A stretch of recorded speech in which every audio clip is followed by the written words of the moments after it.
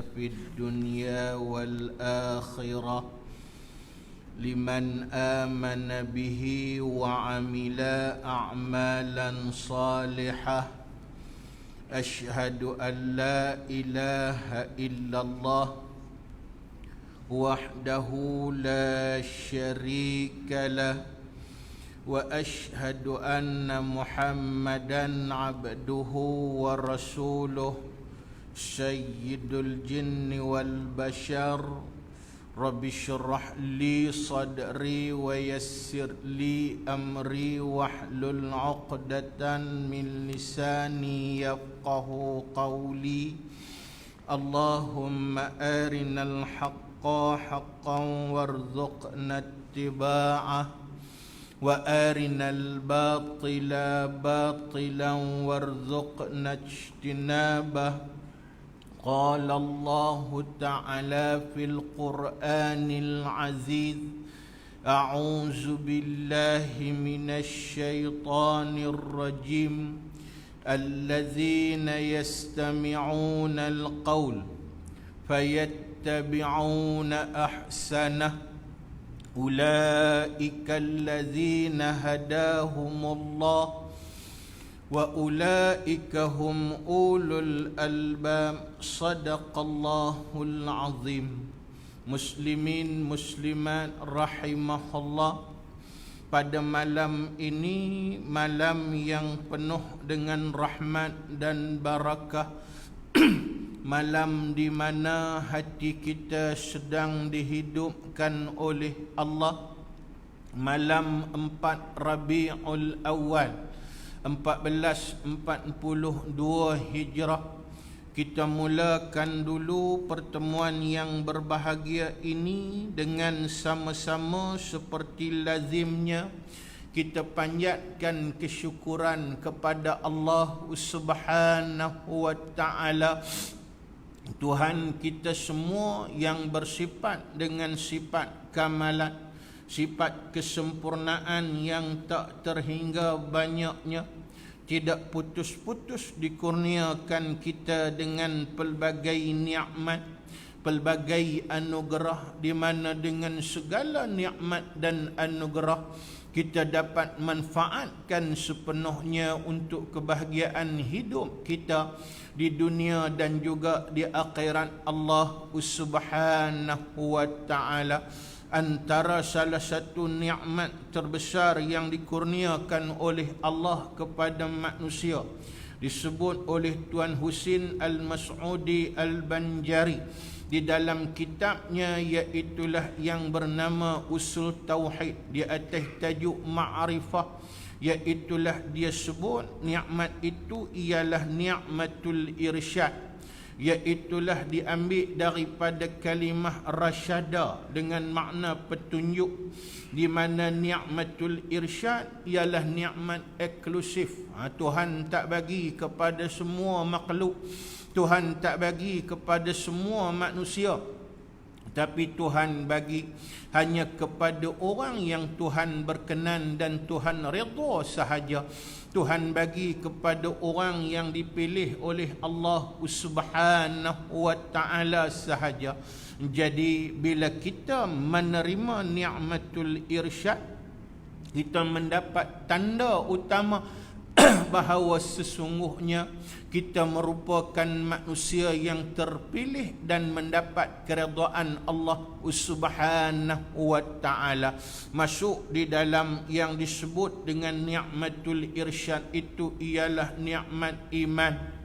Begitu juga iaitulah nikmat Islam, nikmat tauhid, nikmat ma'rifah, dan kemudian nikmat ilmu dan nikmat hikmah. Dan saya seyakin-yakinnya malam ni kita menerima semua nikmat ini, tuan-tuan. Kita jadi orang yang beriman, kita jadi orang yang sempurna Islam, kita jadi orang yang mantap dengan tauhid, kita jadi orang yang mantul dengan ma'rifah kepada Allah Subhanahu wa Ta'ala. kita jadi orang yang sentiasa dibimbing dengan ilmu dan hikmah. Inilah yang mencampakkan kita pada malam ini untuk sekali lagi berada dalam majlis ilmu Allah Subhanahu wa ta'ala. Kita nak buktikan bahawa iman yang ada pada kita bukan sekadar perhiasan dan juga bukan satu angan-angan. Ini kita kena ingat betul-betul tuan-tuan. Seperti mana disebut oleh Imam Hasan Al-Basri, dia pernah menyebut tentang satu kalimah tentang iman. Dia kata laisal iman bitakhali wala bitamanni. Bukanlah iman itu hanyalah sebagai satu perhiasan. Lagu mana satu perhiasan? Macam contoh, kita nak bagi elok diri kita, kita pun tunjuk kata diri kita ni macam orang beriman sangat, padahal tak ada langsung ketetapan iman dalam diri kita. Iaitulah iman bukan jenis perhiasan. Begitu juga yang dikatakan iman ini wala bitamanni. Iman juga bukan satu angan-angan. Macam kita berangan nak jadi orang beriman, tapi kita tak pernah tunduk dan melaksanakan dan mengimplementasikan kaedah iman, maka kita bukan orang yang beriman kepada Allah. Tapi yang dikatakan iman itu ialah walakinnahu ma waqarra fi qalbi, iaitulah iman itu sesuatu yang mantap dan kemudian teguh di dalam hati, wasaddaqahul amal, dan kemudian dibuktikan keteguhan iman di dalam hati itu dengan apa? Iaitulah dengan amalan yang baik dan mendapat keredaan Allah Subhanahu wa ta'ala. Jadi malam ni setelah kita mengaku beriman kepada Allah, dan kemudian dalam hati kita pun mantap dengan iman, kita buktikan dengan amal saleh, di mana sebentar tadi kita hadir walaupun dalam apa jua suasana untuk kita mendirikan sembahyang jamaah sunnah utama daripada Nabi sallallahu alaihi wasallam. Sekarang kita duduk pula dalam majlis ilmu yang juga merupakan sunnah utama daripada Nabi sallallahu alaihi wasallam. Lebih-lebih lagi pula berlaku pada bulan Rabiul Awal, bulan yang dikaitkan dengan keagungan junjungan besar kita Nabi Muhammad sallallahu alaihi wasallam. Insya-Allah apa yang kita buat ini akan dilipat gandakan pahala oleh Allah Subhanahu wa ta'ala. Sekali lagi kita berada dalam halaqah ilmu untuk membincangkan satu kitab, iaitulah kitab yang bernama Matla'ul Badrain wa Majma'ul Bahrain, tempat terbit dua bulan purnama dan tempat perhimpunan dua lautan. Tu makna dia tuan-tuan, hebat. Tok guru dulu walaupun iaitulah ulama daripada Nusantara, tapi disebabkan keagungan ilmu menjadikan mereka orang yang mantap dengan ilmu dan kemudian kewibawaan ilmu di atas muka bumi Allah. Walaupun orang Melayu yang iaitulah maknanya berbahasa Melayu, tapi mereka mendalami ilmu, mereka faham dan kemudian mahir dan pakar dengan ilmu bahasa Arab tuan-tuan. Pasal itu bila dia buat kitab pun tuan-tuan, dia susun dalam bentuk yang cukup cantik dari segi makna, memberi pengertian seolah-olahnya inilah dia perbincangan utama daripada kitab. Tempat terbit dua bulan purnama dan tempat perhimpunan dua lautan yang disusun oleh seorang ulama yang cukup produktif daripada bumi Fatani Darussalam yang bernama Syekh Muhammad bin Ismail Daud Al-Fatani, untuk sama-sama kita jadikan pedoman di atas muka bumi Allah Subhanahu wa ta'ala. Jadi kita sambung terus, pasal masa tidak mengizinkan, kita masih dalam SOP tuan-tuan muslimin muslimat rahimahullah. Kita masuk pada muka surat 25. dan kita masih belajar tajuk tayammum, dan malam ni insya-Allah kita perhabis perbincangan tentang tayammum, dan kalau Allah Taala izinkan insya-Allah kita akan masuk pula tajuk selepas daripada tayammum, iaitu izalatun najasah, persoalan menghilangkan najis, dan kemudian persoalan najis tuan-tuan. Baik, kita tengok dan kita sambung sambungan daripada kuliah kita yang lalu. Qala al-musannifu rahimahullahu ta'ala wa nafa'ana bi'ulumihi fid darain. Amin. Dan wajib tayamum bagi tiap-tiap fardu dan sembahyang yang dinazar akan dia. Apa maksud sembahyang yang dinazar akan dia? Sembahyang yang dinazar akan dia ni maksudnya sembahyang sunat lah. Jadi dia sebut dah tentang sembahyang fardu. Ni dia sebut iaitulah tentang sembahyang sunat. Sembahyang sunat ni dia boleh naik martabat, dia jadi sembahyang tu jadi fardu apabila dia bernazar. Contohnya dia berjanji dengan Tuhan, kalau aku dapat satu-satu benda, dia nak sembahyang sunat tuan-tuan. Muslimin muslimat rahimahullah. Boleh tak? Boleh, tak ada masalah. Tapi bila dikait dengan nazar, maka iaitulah dia jadi wajib. Malah nazar ni kalau dia tak tunai tuan-tuan muslimin muslimat rahimahullah, kemudian dia tidak boleh tunai, maka untuk mengelakkan dia daripada berdosa kepada Allah, maka dia wajib untuk membayar kafarah yang disebut dengan kafarah nazar. Ni ada orang tanya apa dia kafarah nazar. Kafarah dalam Islam ni semua sama ya tuan-tuan muslimin muslimat rahimahullah. Sebab nama kafarah ni iaitulah dia mempunyai satu bentuk pelaksanaan dan implementasi yang sama, walaupun mungkin kesalahan tu berbeza. Macam disebut iaitulah kesalahan bersetubuh di siang hari pada bulan Ramadan bagi pasangan suami isteri. Begitu juga kesalahan zihar, dan kemudian kesalahan nazar. Begitu juga kesalahan iaitulah bahawa hakikat sumpah, macam sumpah palsu. Dia sedang kata dia berdosa, dia nak tebus balik kesalahan dia tu macam mana, maka ini semua termasuk dalam jenayah yang disebut dengan jenayah kafarah. Maka dia kena bayar kafarah. Kafarah ni semua sama ya. Iaitulah yang pertama, dia kena susun dalam bentuk susunan. Maksud susunan ni bukan ikhtiar, bukan boleh pilih. Maksudnya dia kena susun dalam bentuk maratib.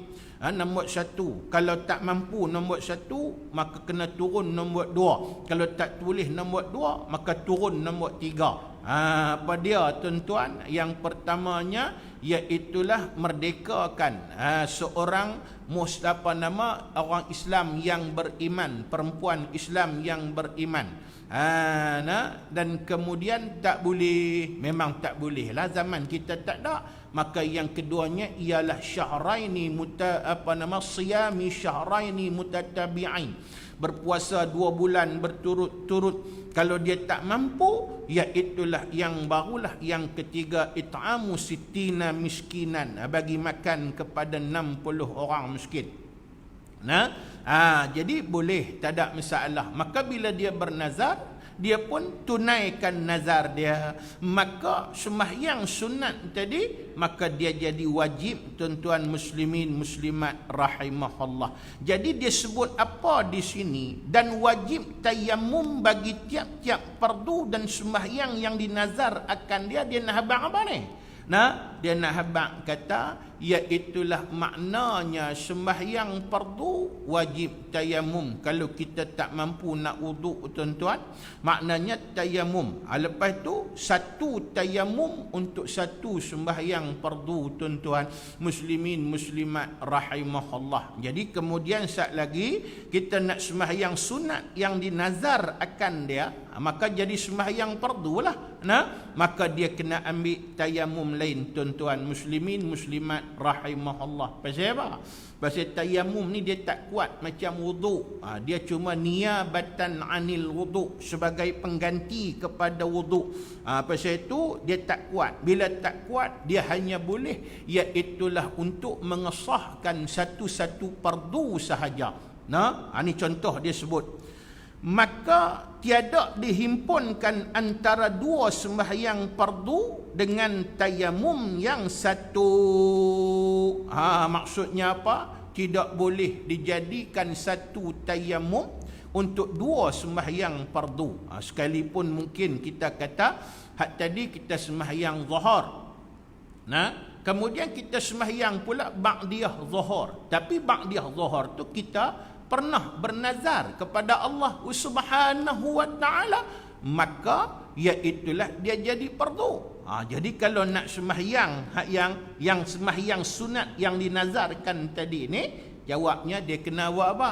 Kena ambil tayamum lain pula untuk satu lagi fardu, tuan-tuan muslimin muslimat yang dirahmati oleh Allah Subhanahu wa taala. Begitu juga bukan takat sembahyang, apa saja amalan fardu.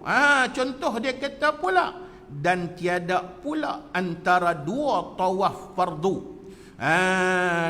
Tak boleh mungkin dua tawaf fardu. Kita nak buat tawaf fardu yang satu, kemudian buat tawaf fardu yang satu lagi, maka iaitulah perlu dua tayamum yang berbeza. Kalau wuduk tak ada masalah. Wuduk ni nak himpun berapa fardu pun himpunlah, sebab iaitulah wuduk tu kuat. Tapi tayamum tak kuat sebab dia jenis hanyalah niabah. Niabah ni makna pengganti. Bila pengganti tentulah tak kuat, tuan-tuan muslimin muslimat rahimahullah. Begitu juga, dan tiada antara sembahyang dan tawaf yang fardu. Kedua-duanya maksudnya sembahyang dan tawaf. Maksudnya macam tu juga. Macam kita sembahyang, kita dah ambil tayamum tadi, dengan kemudian kita pun buatlah sembahyang fardu, ataupun kemudian lepas tu kita nak tawaf fardu pula. Contohnya tuan-tuan muslimin muslimat rahimahullah, jawabnya apa dia tuan-tuan? Jawab dia kena ambil tayamum lain. Maknanya kalau dia maknanya tak bertayamum lepas tu, jawab dia iaitulah yang keduanya hak fardu tadi tidak sah, tuan-tuan muslimin muslimat rahimahullah. Begitu juga, dan tiada antara Jumaat dan khutbahnya, iaitulah khutbah Jumaat. Sembahyang Jumaat pun dia kena tayamum satu, lepas tu khutbah Jumaat pun dia kena tayamum satu lagi, tuan-tuan. Ini untuk khatib lah. Tuan-tuan muslimin muslimat rahimahullah. Sebab khatib maknanya hak semayang tu pun dia kena ada, iaitulah wuduk. Begitu juga khutbah pun syarat antara, iaitulah syarat wajib, syarat sah khutbah apa dia? Iaitulah maknanya khatib tadi, iaitulah suci daripada hadas dan najis. Maknanya tetap kena ada wuduk. Iaitu khatib kalau dia berkhutbah, iaitulah tidak ada wuduk, tuan-tuan, tidak sah khutbah tu, tuan-tuan muslimin muslimat yang dirahmati oleh Allah Subhanahu wa taala sekalian. Di sini timbul persoalan. Pasal apa? Hak semayang satu tayamum, lepas tu hak khutbah satu tayamum pula, padahal sama lah. Tak boleh sama, tuan-tuan, walaupun dalam satu kaedah sama. Pasal iaitulah hak yang tadi semayang, hak yang ni khutbah. Maka hukum dia bagi khatib tadi, kalau sekiranya dia jenis orang panggil apa, iaitulah menggunakan tayamum. Nak buat macam mana? Ada orang lain tak ada, tuan-tuan muslimin muslimat rahimahullah, maka tang semayang tadi, iaitu tang khutbah tadi, dia kena ambil tayamum, dan kemudian iaitulah semayang dia kena tayamum pula, tuan-tuan muslimin muslimat rahimahullah. Tapi ini masalah nadir lah, jarang berlaku dalam masyarakat kita, takkan ada sampai peringkat tu tuan-tuan muslimin muslimat rahimahullah, untuk sama-sama kita ambil i'tibar di atas muka bumi Allah Subhanahu wa taala. Dan abang yang itulah jadi faham bagi molek, iaitulah untuk mana-mana fardu, satu fardu satu tayamum. Itu dia punya kesimpulan untuk kita faham. Tapi macam mana pula dengan sunat, ustaz? Di sini dia kata dan harus. Dan harus maknanya iaitulah dibolehkan. Bila sebut dibolehkan tak ada masalah. Iaitulah dan harus, tidak ada masalah baginya, bagi seseorang bahawa disembahyangkan akan fardu dan muadahnya sembahyang. Apa dia muadah ni? Muadah ni maknanya iaitulah sembahyang yang diulangkan. Sembahyang fardu yang diulangkan. Lagu mana sembahyang yang diulangkan? Sembahyang dah, lepas tu nak sembahyang pula. Boleh tak tuan-tuan? Ada orang tanya saya, boleh tak? Tadi sembahyang dah, ni nak sembahyang pula. Sembahyang dah insya tadi, ni nak sembahyang insya pula. Boleh tak? Boleh sembahyang 10 kali pun, cuma tak ada orang nak buat lah kot tuan-tuan muslimin muslimat rahimahullah. Terah ada pun orang tak sembahyang, tambah nak ulang banyak kali. Tak ada pasal lah tuan-tuan muslimin muslimat rahimahullah. Cuma dalam kaedah Islam, dalam kaedah fiqh, iaitulah bila sembahyang fardu itu hak satu sudah ditunaikan, hak nombor 2 jadi apa? Jadi sunat lah tuan-tuan muslimin muslimat rahimahullah. Jadi sunat. Tak ada masalah. Macam contoh kita mengaji tentang sembahyang khauf. Esok lama-lama kita jumpa dalam kitab kita ni sembahyang takut, yakni sembahyang dalam suasana peperangan contohnya. Dia ada banyak kaedah dan banyak kaifiat. Iaitulah salah satu kaifiat pecah dua.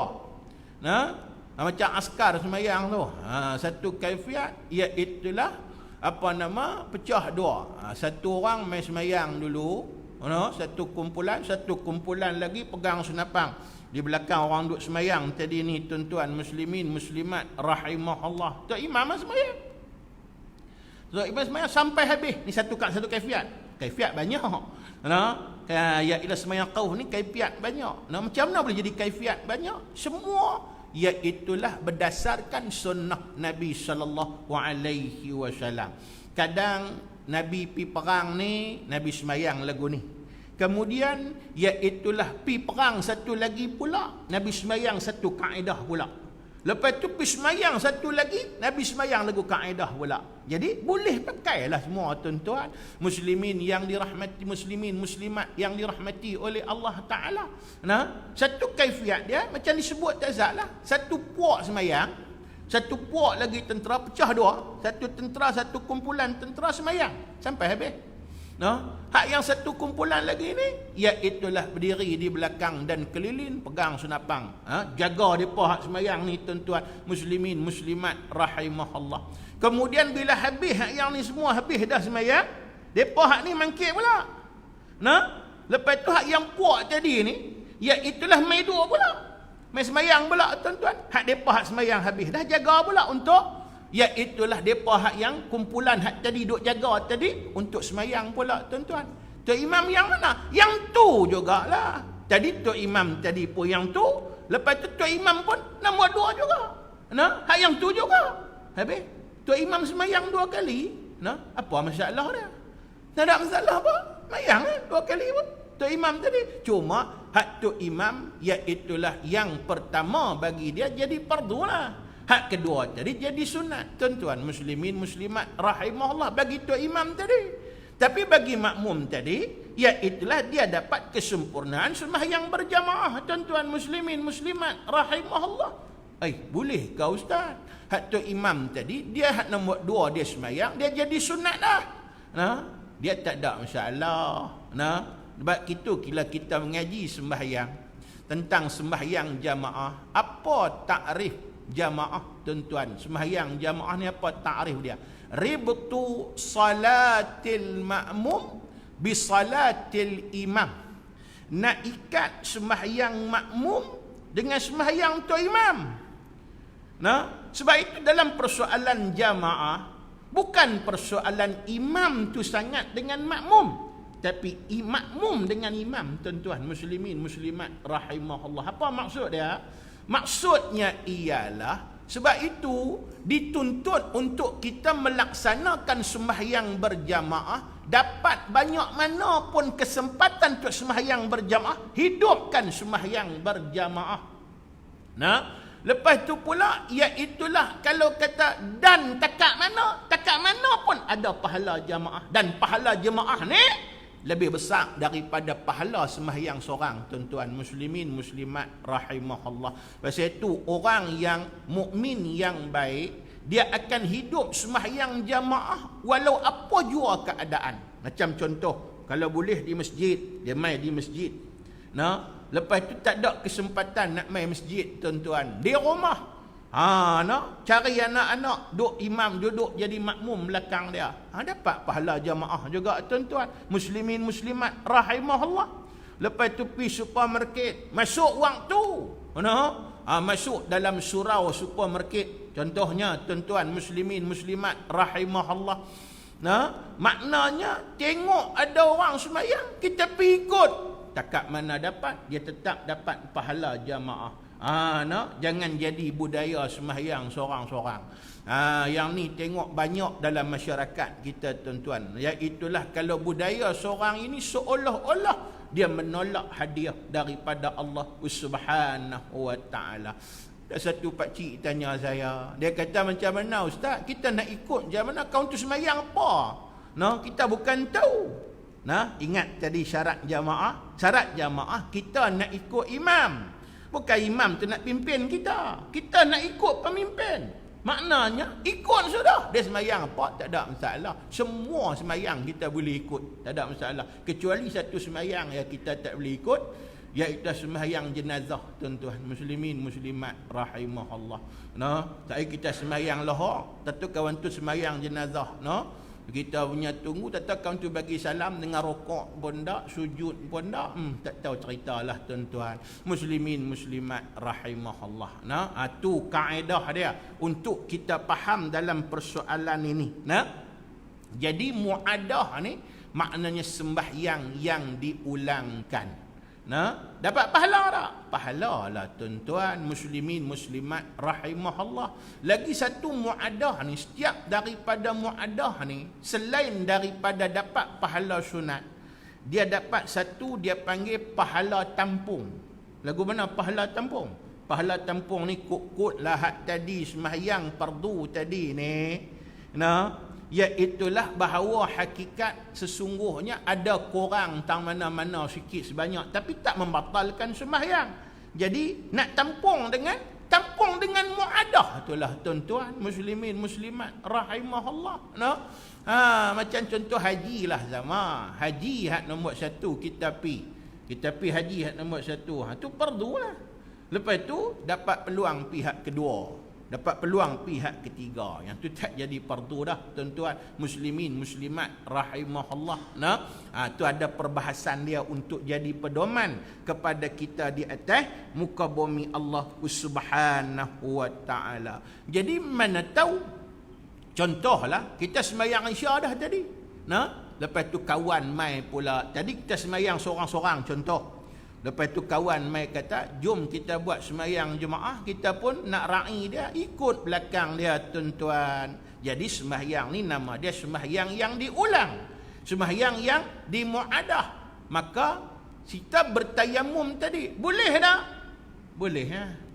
Pasal apa? Hak muadah tadi tak jadi fardu dah, dia jadi sunat. Sebab itu, iaitulah fardu dengan beberapa sunat. Tak ada masalah, tuan-tuan muslimin muslimat rahimahullah. Malah satu fardu Tayamum tu kita guna tayamum untuk fardu tadi.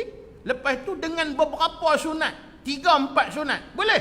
Boleh, tuan-tuan. Muslimin, muslimat rahimahullah. Tu dia kata, dan harus baginya, bagi seseorang, bahawa disembahyang akan fardu dan muadahnya, iaitu sembahyang fardu yang diulang dengan tayamum yang satu jua. Boleh, tuan-tuan muslimin muslimat yang dirahmati oleh Allah Subhanahu wa taala sekalian. Tak ada masalah. Pasal apa tak ada masalah? Pasal hak yang tu sunat, dia punya kuat tak sama macam wajib. Dia kira lagu tu lah tuan-tuan untuk jadi pedoman di atas muka bumi Allah. Baik. Demikian lagi satu fardu dan juga dengan beberapa sunat. Macam contohlah kita pergi sembahyang jamaah. Contohnya kita iaitulah tak boleh berwudu. Adalah sebab-sebab kita tak boleh berwudu tadi ni tuan-tuan muslimin muslimat yang dirahmati oleh Allah Subhanahu wa taala sekalian. Kemudian kita nak kena tayamum. Kita pun tayamum lah. Kita pergi sembahyang. Sah tak? Sah. Mayang dengan tayamum tadi ni tuan-tuan muslimin muslimat rahimahullah. Contoh sembahyang Isya. Lepas tu kita nak sembahyang pula sunat ba'diyah. Sembahyang tak ada masalah.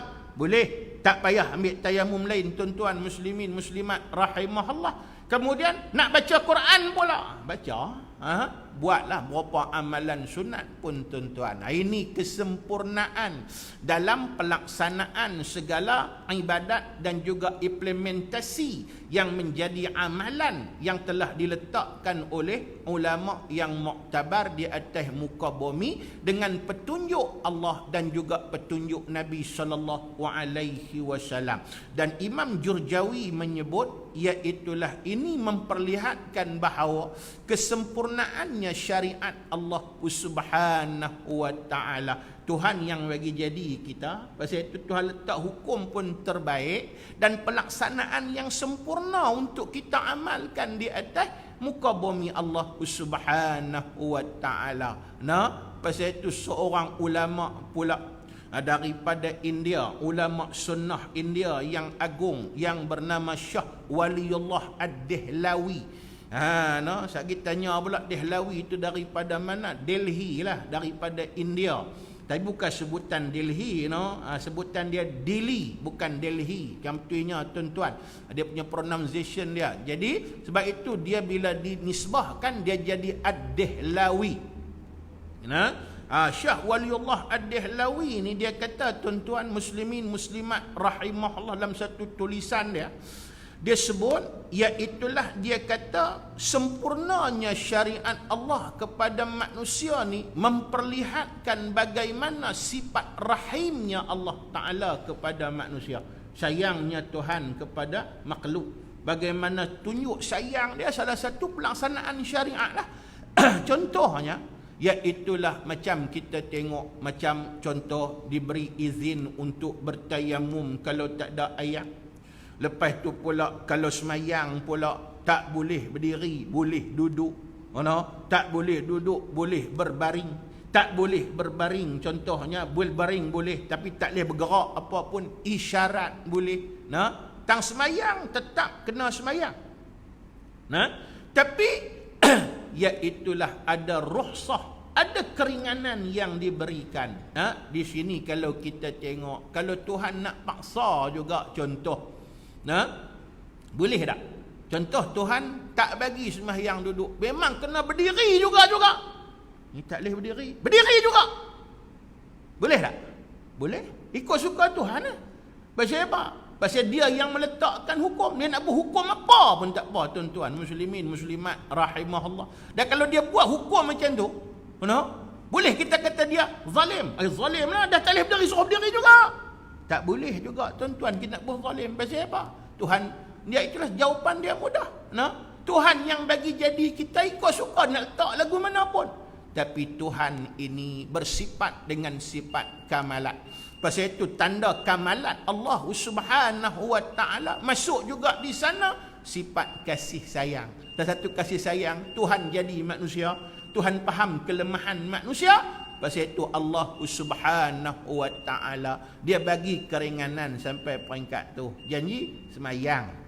No, tak boleh semayang, duduk. Tak boleh duduk, berbaring. Makna tak semayang, kena semayang. Yang ni pun macam tu. Ayat tak ada. Boleh bertayamum. Tapi kena ikut law yang telah dianugerahkan dan diatur oleh Allah Ta'ala. Bukan boleh buat pandai-pandai. Nah, tu salah satunya kita nak bagi jadi sempurna amalan kita, iaitulah dengan ilmu yang mantap yang kita dapat daripada para ulama yang muktabar di atas muka bumi Allah Subhanahu wa ta'ala. Jadi habislah cerita tayamum. InsyaAllah tanda tentu tuan-tuan, kita masuk pula tajuk baru dalam kuliah kita yang akan datang, muka surat 26, iaitulah faslun fi bayanin najasat wa izalatuha, iaitulah fasal pada membicarakan tentang najis dan hukum-hukum, iaitulah bagaimana menghilang akan dia mengikut panduan syar'i yang didatangkan melalui iaitulah lidah Nabi sallallahu alaihi wasallam. Wallahu alam. Cukuplah takat tu sebagai kuliah malam ni.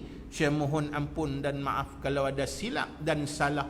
Yang baik daripada Allah, yang lemahnya saya, walaupun hakikat utama tetap daripada Allah. Kita tunda kuliah kita dengan kita hadiahkan Fatihah kepada Nabi sallallahu alaihi wasallam, sahabat, ijma' ulama dan mereka yang telah mendahului kita. Al-Fatihah.